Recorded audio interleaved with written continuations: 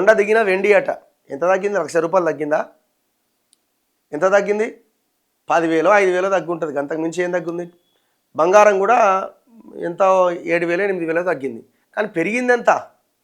₹1,00,000 ఉన్న వెండి కిలో 4 లక్షలు అయింది. 10,000 తగ్గితే తగ్గింది అంటున్నాం మనం. ఏముంది తగ్గడం? తగ్గడం అంటామా? బంగారము ఎంతుండే? 80 90,000 95,000 ₹1,00,000 దాకా అటు ఇటు ఉంటుండే. ఏకంగా 1,70,000 1,80,000 దాకా పోయింది.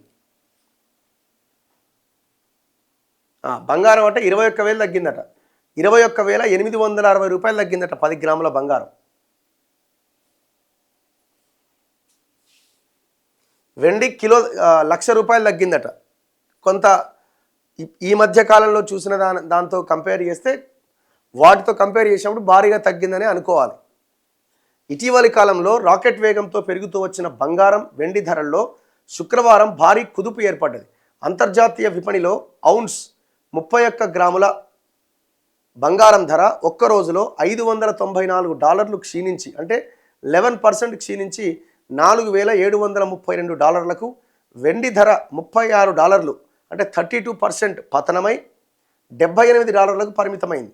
ఫలితంగా రాత్రి 11 గంటల 55 నిమిషాలకు హైదరాబాద్ బులియన్ మార్కెట్లో 10 గ్రాముల 24 క్యారెట్స్ అంటే ప్యూర్ బంగారం ధర $21,860 పైగా తగ్గి $1,57,840 దగ్గర ఆగింది. ఇప్పుడు ఇది తక్కువ అనుకోవాలన్నా మనం?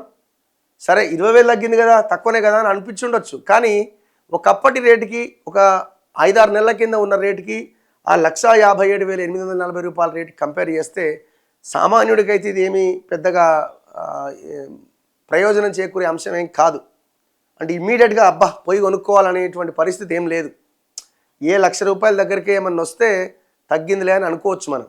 కానీ $1,57,840 ఉంది 24 క్యారెట్స్. ఇక కిలో వెండి ధర ₹1,00,000 పతనమైందట. ₹1,00,000 పతనమై 2,99,000 వద్ద స్థిరపడ్డది. ఇది మొన్నటిదాకా ఎంత ఉండే?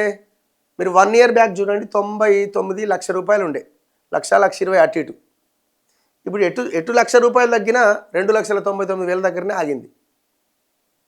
ఇది కూడా కొండ మీదనే ఉంది. ఇంకా నేనైతే ఇది దిగొచ్చిందని అయితే నేను అనుకుంటాను, కాకపోతే భారీగా తగ్గింది.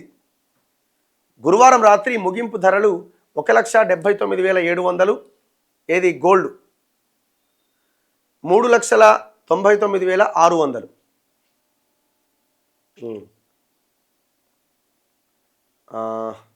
సో ఇట్లా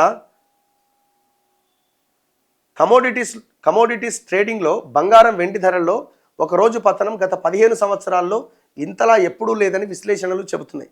వెండి ధర 24% ఒక్క రోజులో క్షీణించడం 2011 తర్వాత ఇప్పుడే బంగారం ధర 15% తగ్గడం కూడా ఇంతే.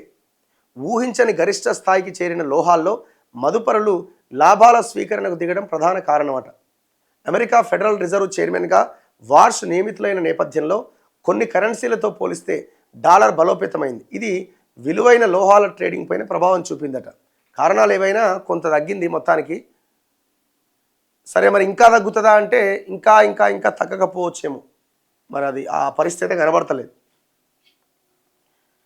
కానీ నిన్న మొన్న కొన్నోళ్ళ పరిస్థితి ఏంది? మరి 4 లక్షలకు కొన్న పరిస్థితి ఏందో, అమ్మ ఇంకా పెరుగుతుందేమో అని చెప్పి కిలోలు కొన్నారు. బంగారం 2 లక్షలు అయిద్దేమని నిన్న మొన్న కొనుగోలు చేశారు. 1,80,000 కూడా కొన్నారు పాపం. వాళ్ళు ఇలా తలకాయ పట్టుకొని కూర్చుంటారు. ఇప్పుడు అంత రేటు పెట్టి కొన్నోడు బలవంతుడే అయి ఉంటాడు కదా, బాగా పైసలు ఉన్నోళ్ళే అయి ఉంటారు, డౌట్ ఏముంది అందులో. వాళ్ళు ఎట్లాగో ఏదో రకంగా అవుతుంది. అయినా కూడా పెట్టుబడే కదా అది కూడా. ఇవాళకి కాకపోయినా ఇంకొక 6 నెలలకైనా ఆ 2 లక్షలు కావాల్సిందే, అవుతుంది, తప్పదు.